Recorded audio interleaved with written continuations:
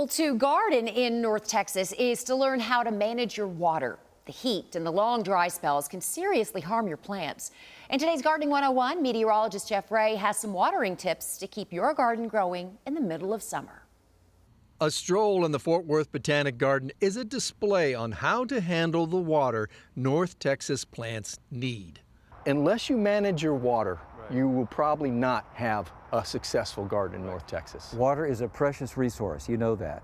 And so we have to manage it very carefully, and we want to develop landscapes that don't use too much water.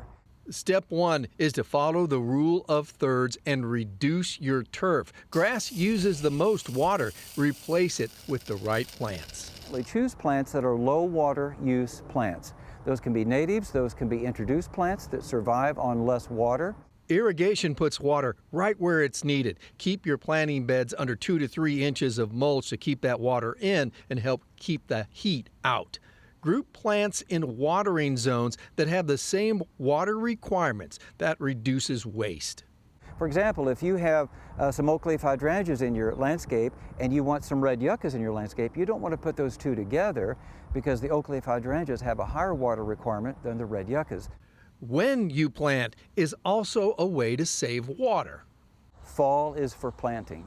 Plants have a chance to get established all winter long so that come spring, come summer, when it gets hot, they're ready to go. Planting in spring or summer means more water to keep that plant alive.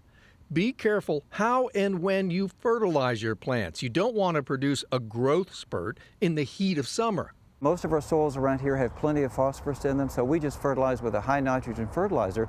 But that nitrogen fertilizer, half that nitrogen needs to be in a slow release form. This helps the plant use less water.